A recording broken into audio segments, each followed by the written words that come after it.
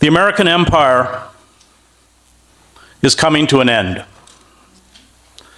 The US economy is being drained by wars in the Middle East and vast military expansion across the globe. It is burdened by growing deficits, along with the devastating effects of deindustrialization and global trade agreements. Our democracy has been captured and destroyed by corporations that steadily demand more tax cuts, more deregulation, and impunity from prosecution for massive acts of financial fraud, all the while looting trillions from the US Treasury in the form of bailouts.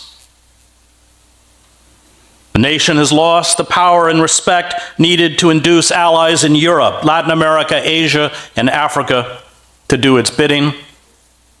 Add to this the mounting destruction caused by climate change, and you have a recipe for an emerging dystopia. Overseeing this descent at the highest levels of the federal and state governments is a motley collection of imbeciles, con artists, thieves, opportunists, and warmongering generals. And yes, I am also speaking about the Democratic Party.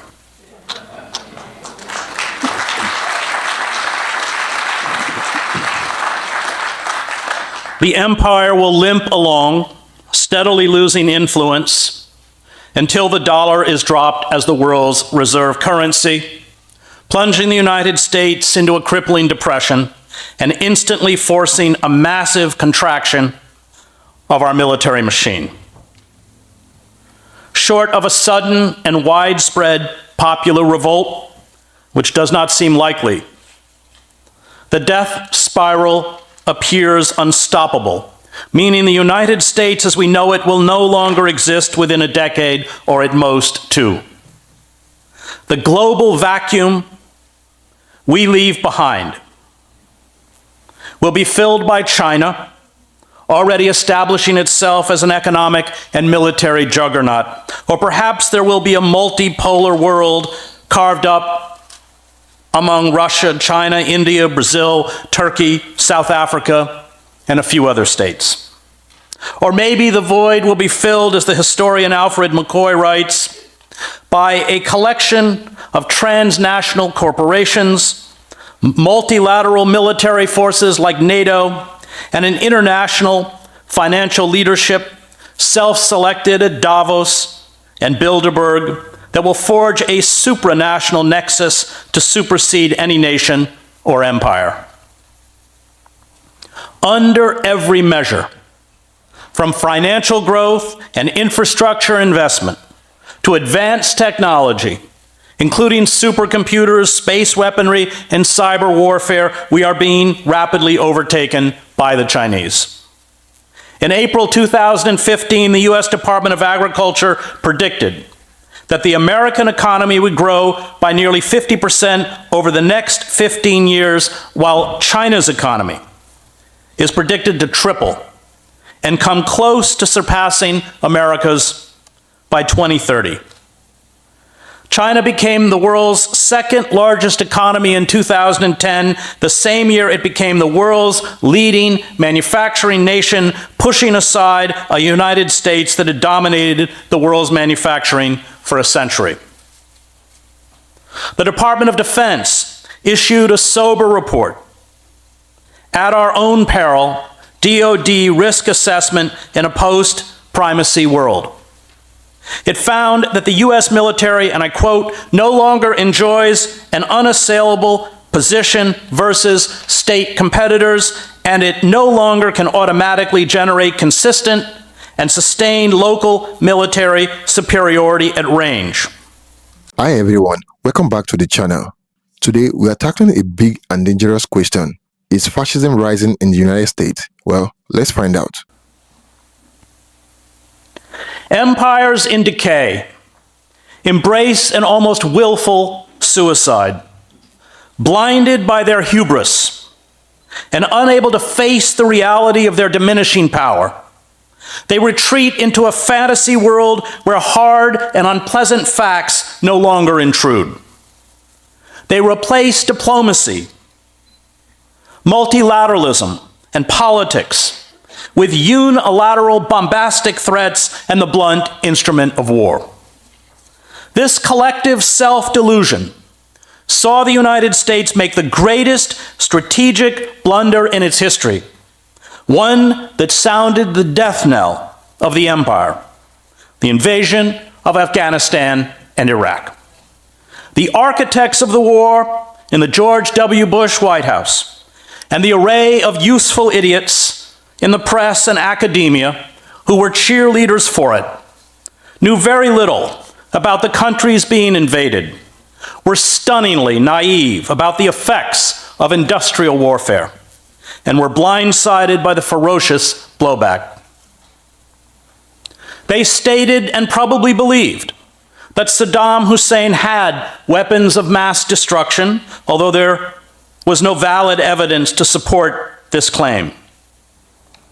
They insisted that democracy would be implanted in Baghdad and spread across the Middle East. They assured the public that US troops would be greeted by grateful Iraqis and Afghans as liberators. They promised that oil revenues would cover the cost of reconstruction. They insisted that bold and quick military strikes, shock and awe, would restore American hegemony in the region and dominance in the world. But it did the opposite. As Zbigniew Brzezinski noted, this unilateral war of choice against Iraq precipitated a widespread delegitimation of US foreign policy. Historians of empire call these military fiascos a feature of all late empires, micro-militarism. The Athenians engaged in micro-militarism when during the Peloponnesian War they invaded Sicily, suffering the loss of 200 ships and thousands of soldiers and triggering revolts throughout the empire.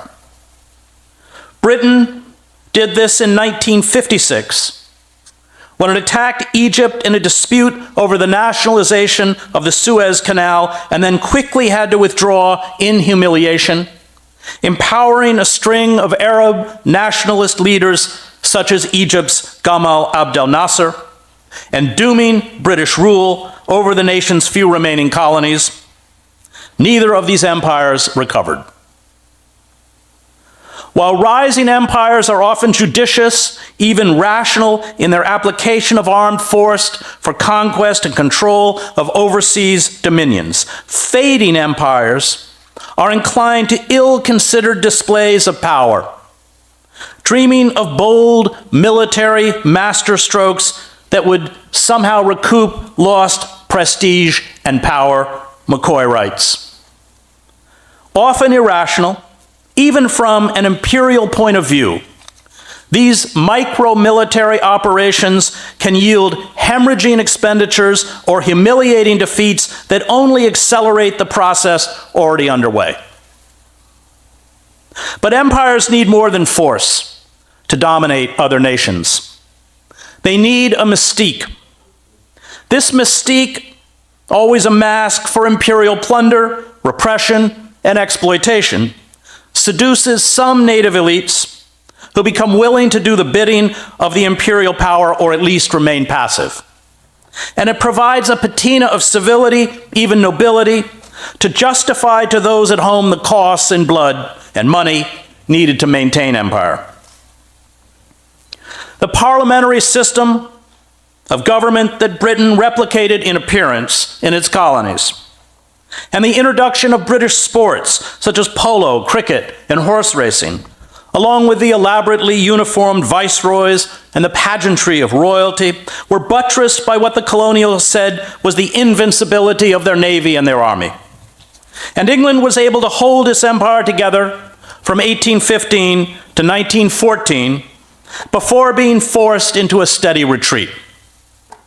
America's high-blown rhetoric about democracy, liberty, and equality, along with basketball, baseball, and Hollywood, as well as our own deification of the military, entranced and cowed much of the globe in the wake of World War II.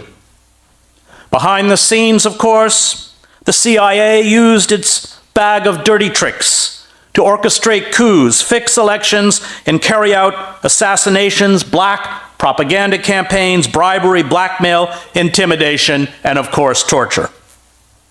But none of this works anymore.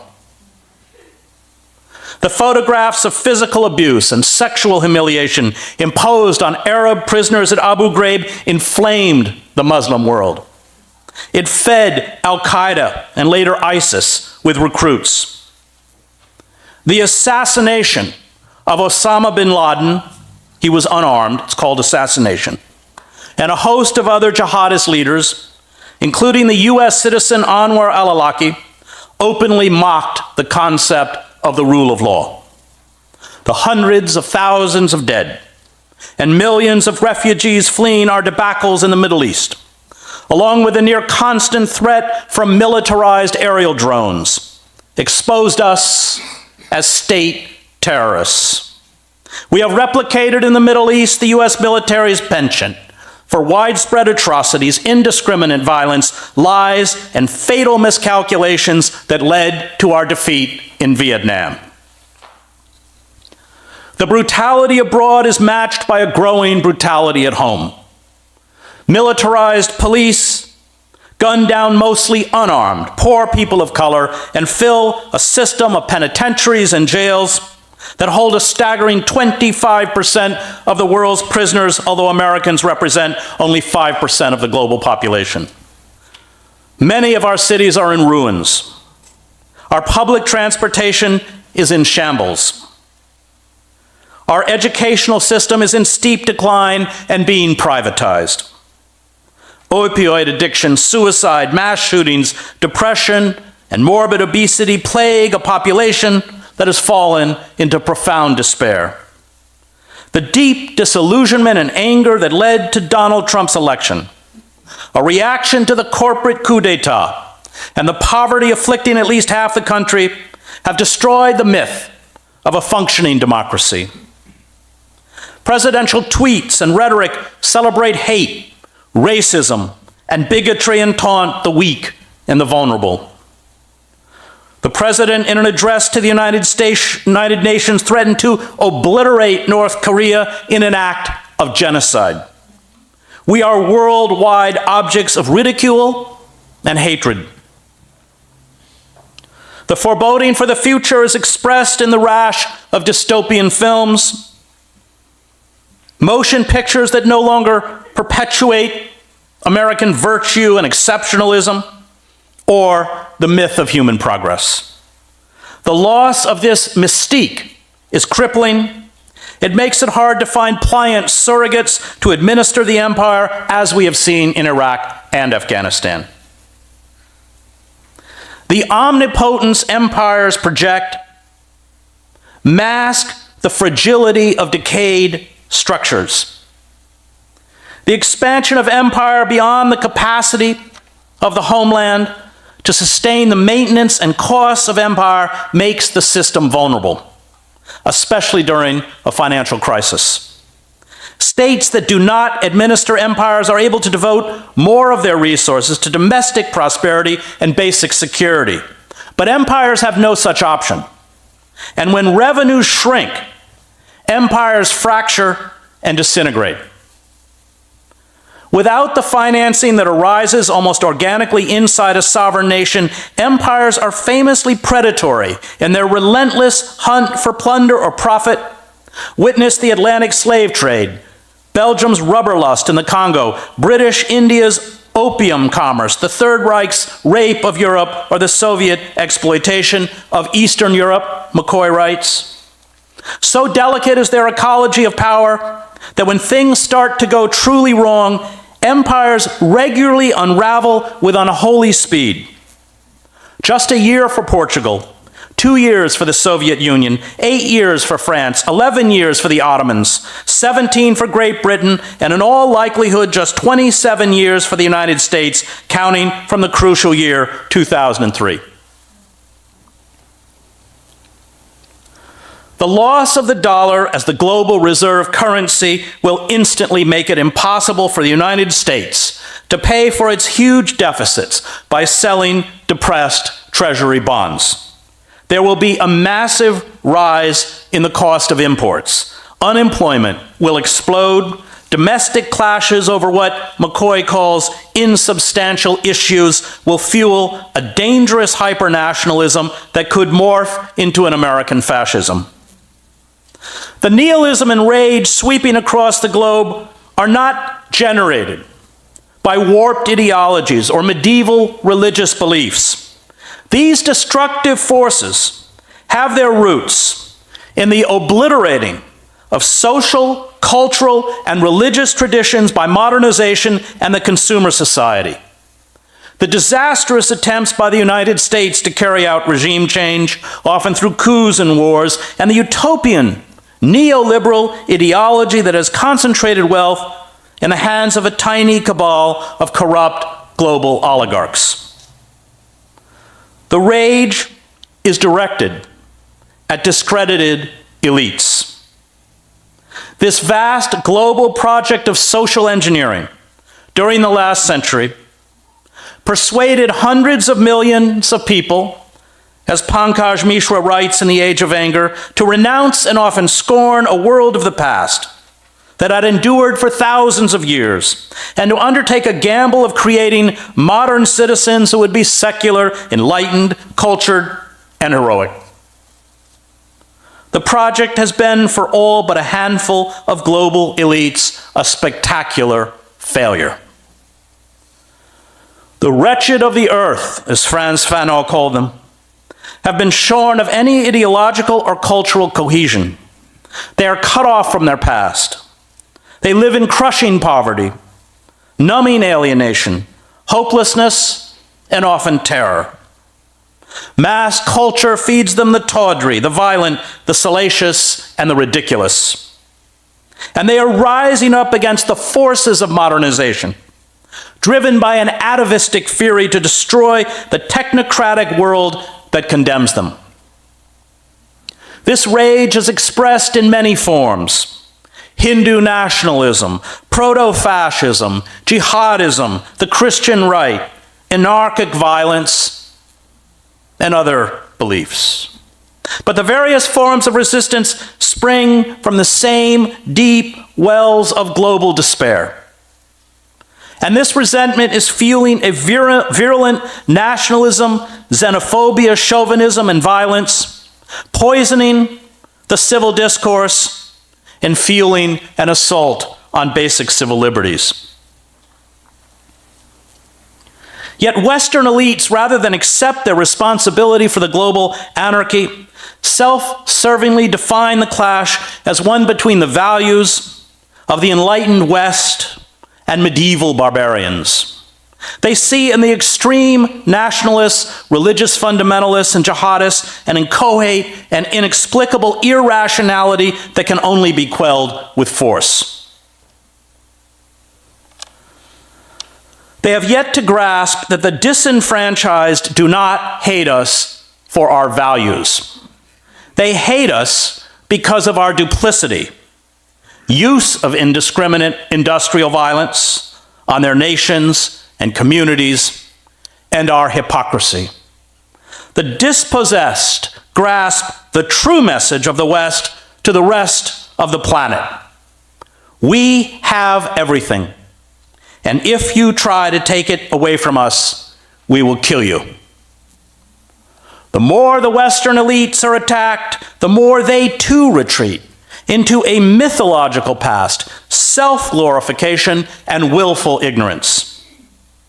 The rise of hyper-nationalism, expressed in the absurd slogan, "Make America Great Again," the demonization of Muslims, undocumented workers, the growing bellicosity of the state, and the attempt to blame foreign interference is used as a mask to cover the root cause of the discontent, which is profound social inequality, which in the United States is the worst in the industrialized world. Huge segments of the world have been cast aside by globalization, treated in an age of corporate capitalism as human refuse. And their rage is expressed in the kind of anarchic and nihilistic violence that characterized another era of vast inequality, the end of the 19th century and the beginning of the 20th century. Our rash of mass shootings at schools, churches, concerts, malls, and cinemas, our reaction to the lies fed to workers across the globe by the architects and ideologues of corporate capitalism. These lies, fueled by an arms industry that has saturated the country and the planet with weapons, have spawned homegrown terrorists that have carried out indiscriminate killings at the Boston Marathon, a South Carolina church, Tennessee military facilities, and a Texas Army base. The proponents of globalization promised to lift workers across the planet into the middle class and instill democratic values and scientific rationalism.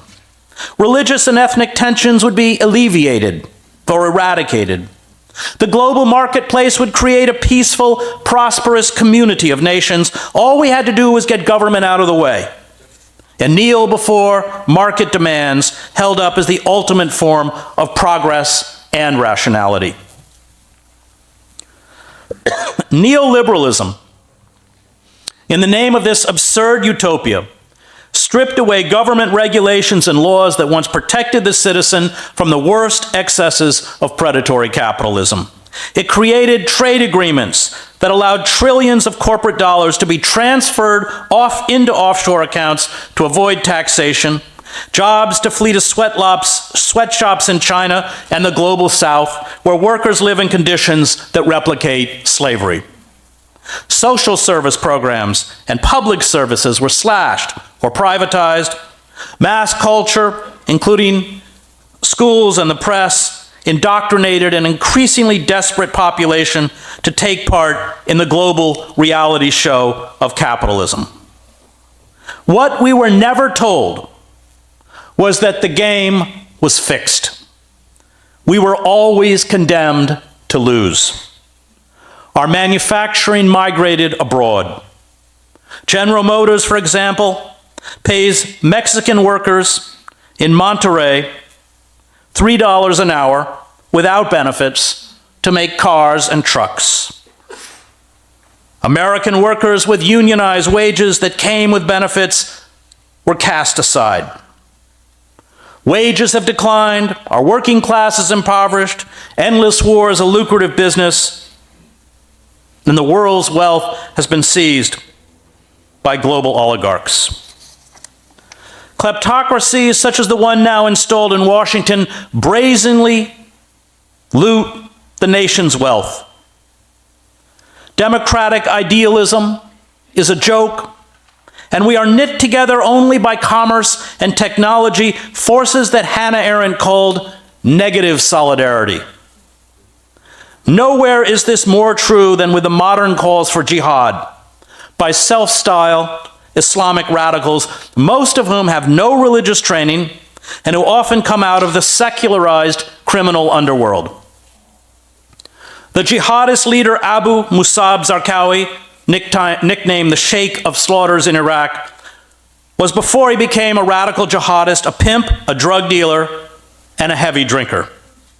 The Afghan-American Omar Mateen, reportedly, was a frequenter of the nightclub in Orlando, Florida, where he massacred 49 people and had been seen there drunk.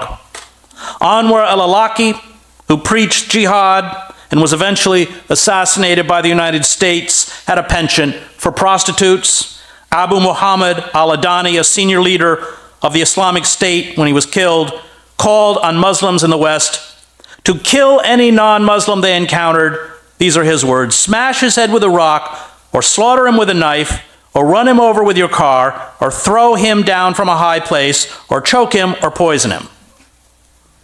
These crude, and I would mention deeply anti-Islamic sentiments, have far more in common with Bakunin's propaganda by deed that characterized the nihilism of the late 19th century.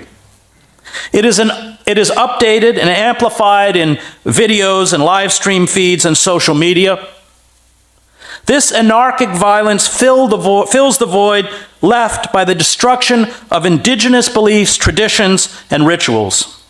And as Mishra notes, these jihadists represent the death of traditional Islam rather than its resurrection.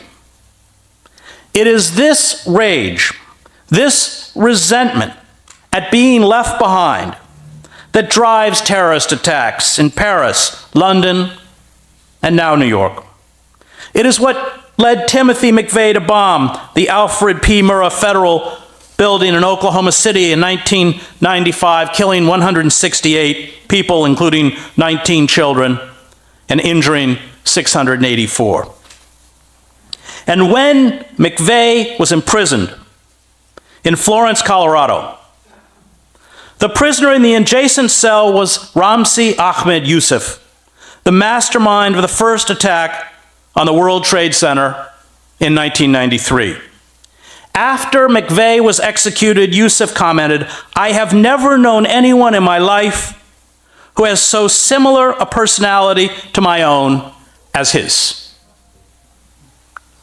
It is becoming harder and harder to distinguish us from our enemies. Trump, given the political, economic, and cultural destruction carried out by neoliberalism, is not an aberration. He is the result of a market society and capitalist democracy that has ceased to function. An angry and alienated underclass is entranced by electronic hallucinations that take the place of literacy. These Americans take a perverse and almost diabolical delight in demagogues such as Trump that expressed contempt for and openly flout the traditional rules and rituals of a power structure that preys upon them. Similar demagogues like Modi have risen up in India, the Philippines, Poland, Hungary, and other states. And this is almost always a characteristic of the final stage of the some 69 empires that have risen and fallen throughout human history.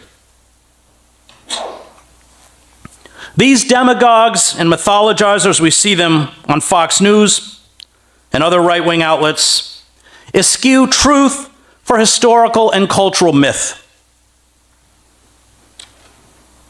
Reinhold Niebuhr called them the blind fanatics of Western civilization, who regard the highly contingent achievements of our culture as the final form and norm of human existence. The unacknowledged reality is that the process of modernization and colonialization has been accompanied by carnage and bedlam. The rapacious appetite of capitalists and imperialists, as Mishra notes, never considered such constraining factors as finite geographical space, degradable natural resources, and fragile ecosystems. And in carrying out this project of global expansion and modernization, no form of coercion or violence was off limits. Terrorist attacks, such as the flying of the hijacked planes into the World Trade Center, illustrate that those who oppose us are products of our moral universe. They have been schooled well in the art of modern warfare.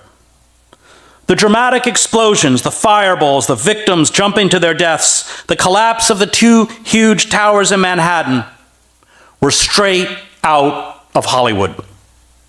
Where else but from the industrialized world did the suicide hijackers learn that huge explosions and death above a city skyline are a peculiar and effective form of communication? They have mastered the language we taught them.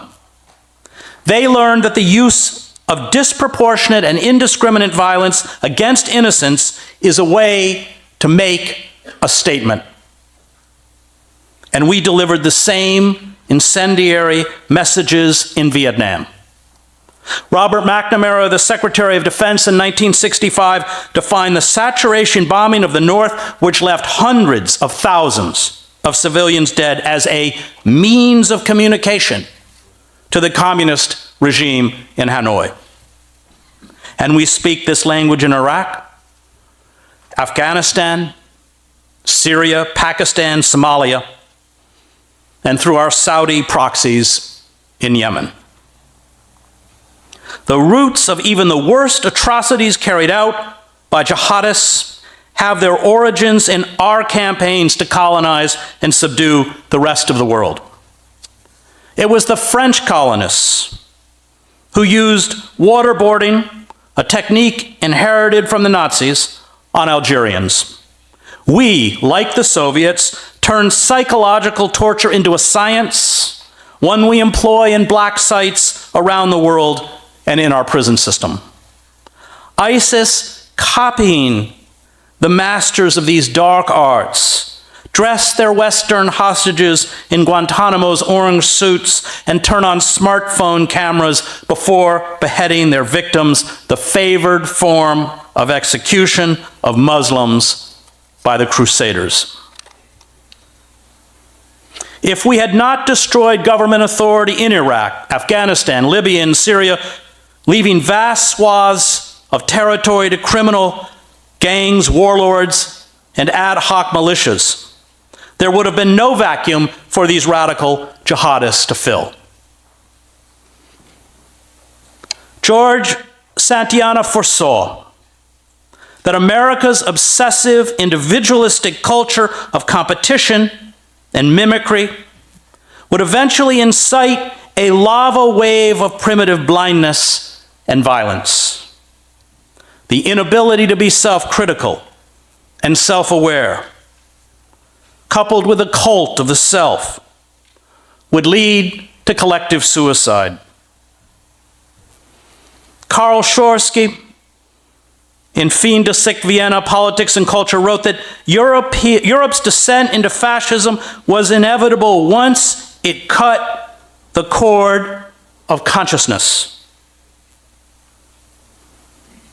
Once we no longer acknowledge or understand our capacity for evil, once we no longer know ourselves, we become monsters who devour others and finally devour our own.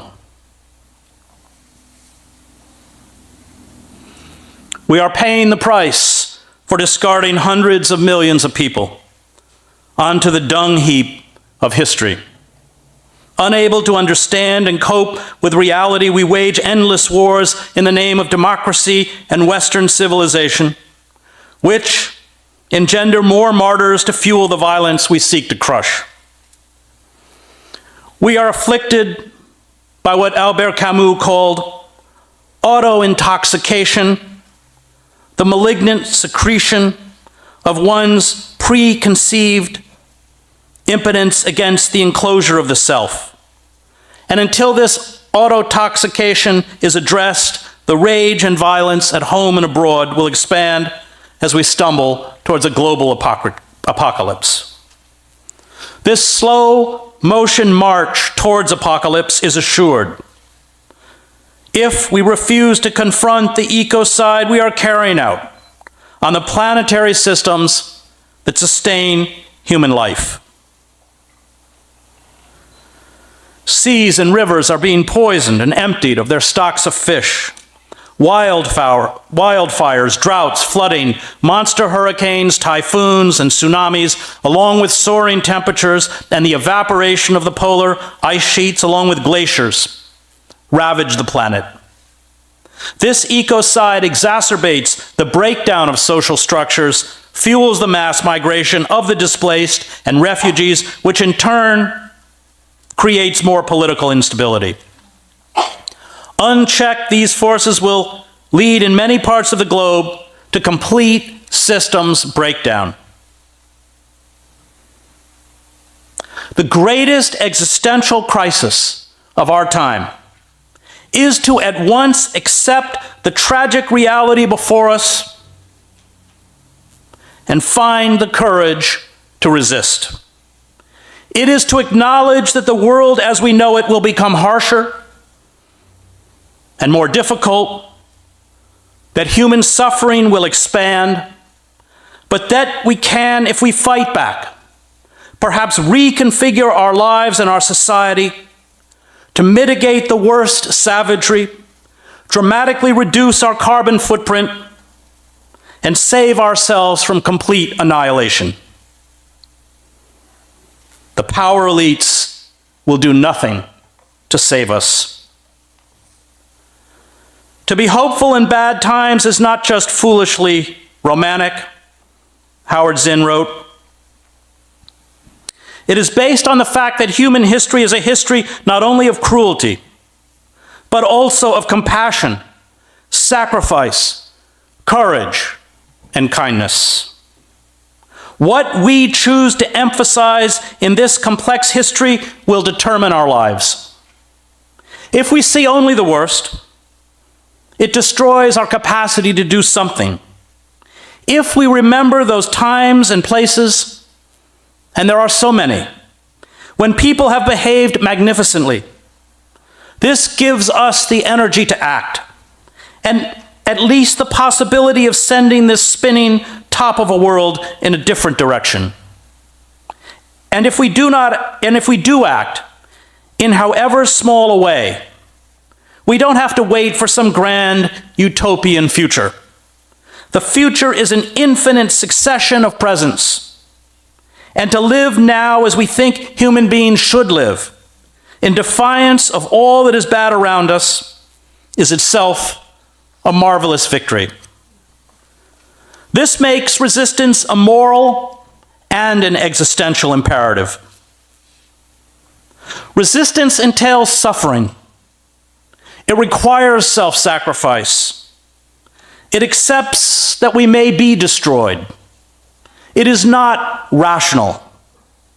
It is not about the pursuit of happiness.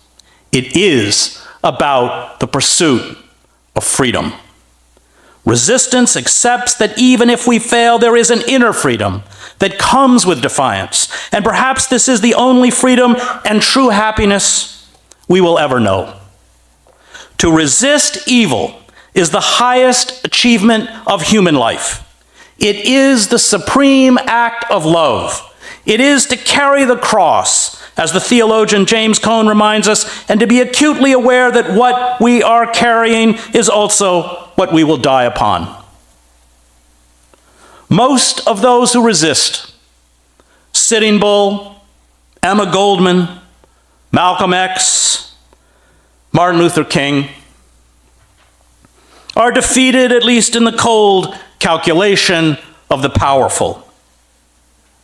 And the final and perhaps most important quality of resistance, as Cone writes, is that it inverts the world's value system. Hope rises up out of defeat. Those who resist stand regardless of the cost with the crucified. This is their magnificence, and it is their power.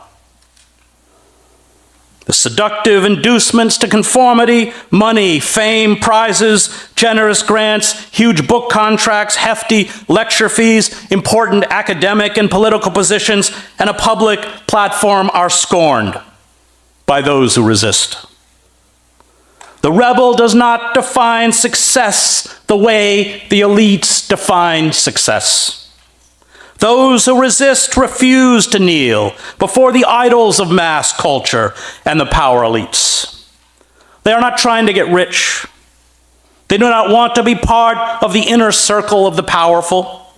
They accept that when you stand with the oppressed, you get treated like the oppressed.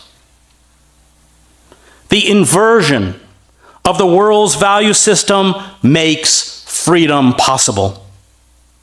Those who resist are free not because they have attained many things or high positions, but because they have so few needs.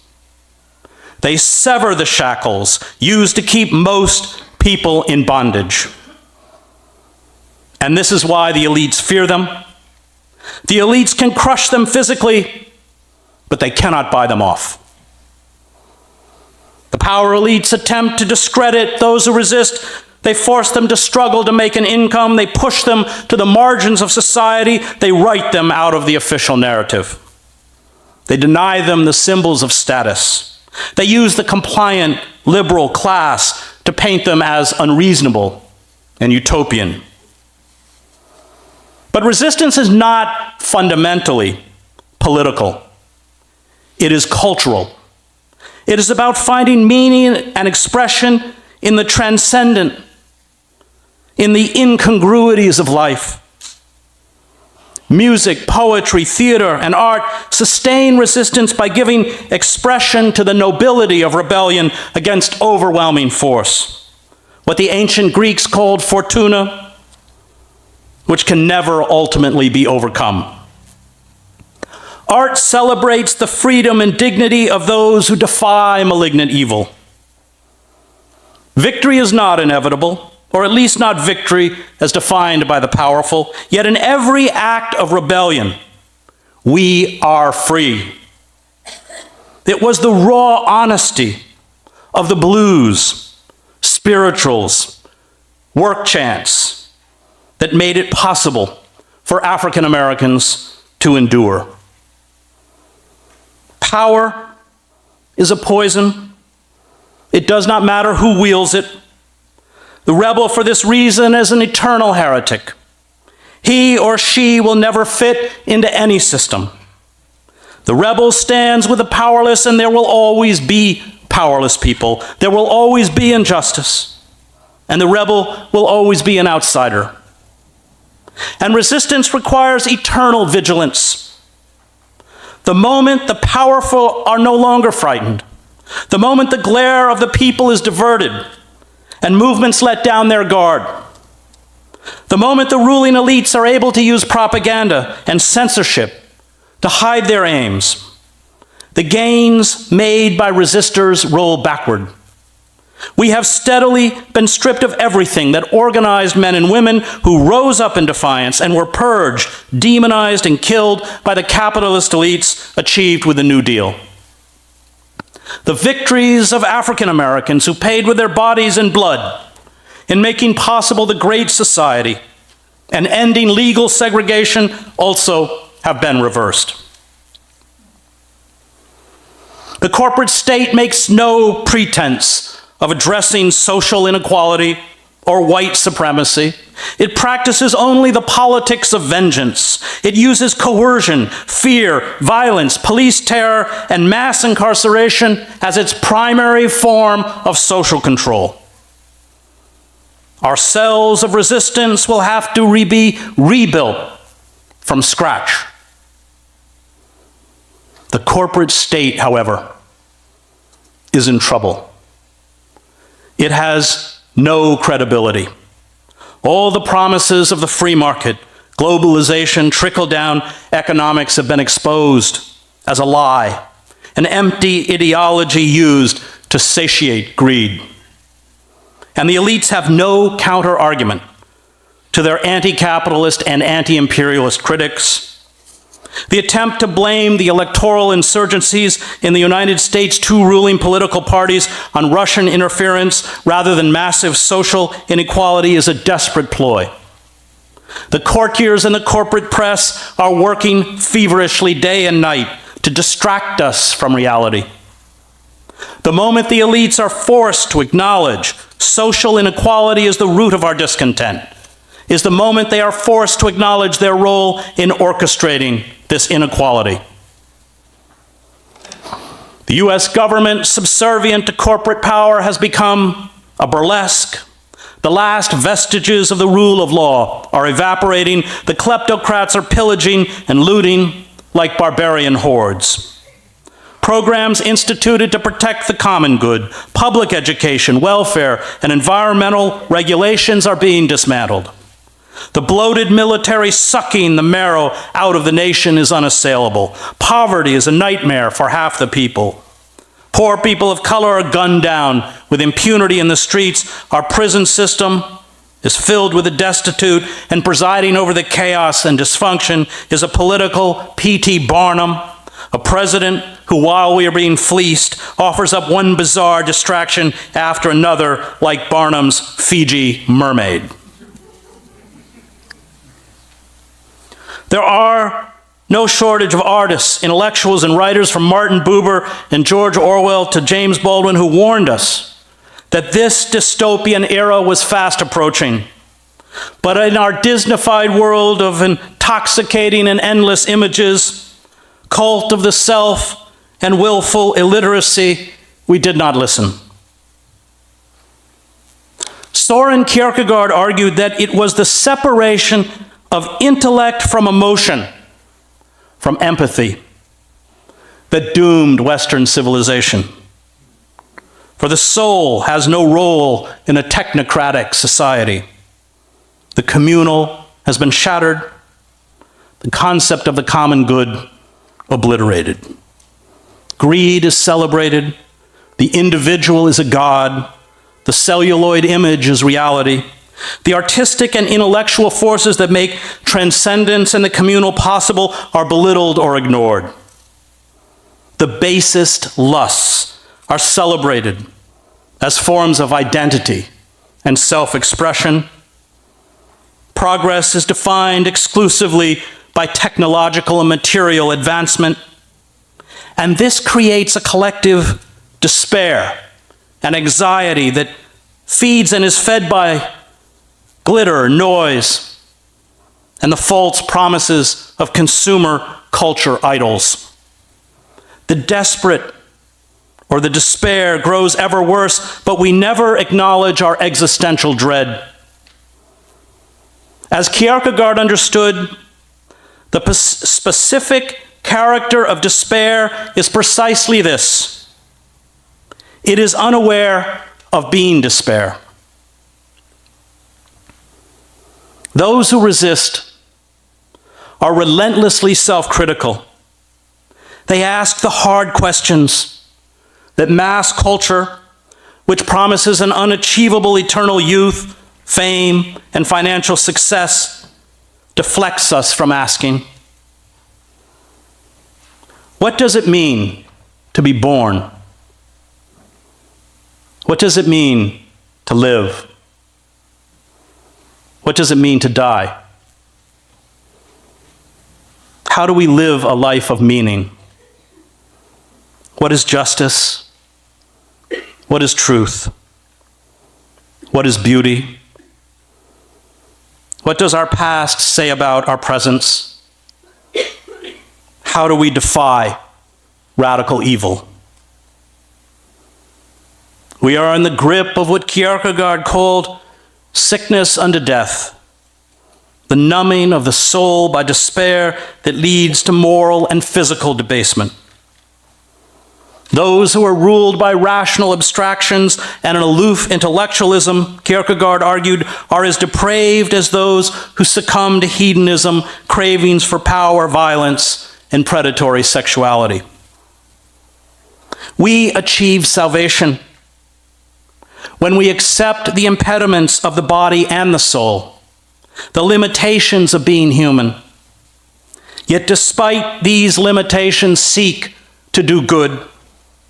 This burning honesty, which means we always exist on the cusp of despair, leaves us, in Kierkegaard's words, in fear and trembling. We struggle not to be brutes while acknowledging we can never be angels. We must act and then ask for forgiveness. We must be able to see our face in the face of the oppressor. Paul Tillich did not use the word sin to mean an act of immorality. He, like Kierkegaard, defined sin as estrangement. For Tillich, it was our deepest existential dilemma. Sin was our separation from the forces that give us ultimate meaning and purpose in life. This separation fosters alienation, anxiety, meaningless, and despair that are preyed upon by mass culture. This is not about left versus right. This is about authoritarianism, the erosion of democracy, and whether some part of our system are moving towards something we swore we'll never become. First off, What exactly is fascism? Fascism is an ultra-nationalist, authoritarian political system. It includes strongman leaders who reject democracy, suppression of dissent and free speech, glorification of violence and military power, persecution of minorities and scapegoating the other, control over media, education, and public institutions. Sound familiar? Let's look at the signs here at home. Here are some worrying trends in the US over the past several years. 1. Erosion of voting rights. Laws that make it harder for people, especially black and brown communities, to vote. 2. Attacks on the press. Labeling media as the enemy of the people and promoting disinformation. 3. Paramilitary policing. Heavily armed crackdowns on protests, especially movement for racial justice like Black Lives Matter. 4. Political violence being normalized. From January 6 to armed groups showing up at government buildings, violence is no longer shocking. 5. Censorship and books banned. Local government banning books, especially those about race and American history. These are not isolated events. They fit a fascist playbook. Let's be real, fascism does not rise because of one bad guy. It rises because the system let it and some people benefit from it. Big corporations thrive under the regulation and crush unions, while the elites keep their power by dividing the working class. Authoritarian leaders gain control by feeding fear and hate. And who suffer most? Poor people, black and brown people, immigrants, activists, the people already fighting to be heard. Fascism does not start overnight, but it also does not disappear on its own. Here is how we resist. Stay informed, don't just rely on headlines, dig deeper. Support local organizers and independent media. Real change starts on the ground. Vote in every election, federal, state, and local. Speak up and defend your neighbors. Silence help fascism grow. Know your history. We have seen this before, and we know how it ends, but only if we act in time. Thank you for watching, guys. Don't forget to like this video and share your thoughts in the comment box below. Until next time, cheers and have a good one.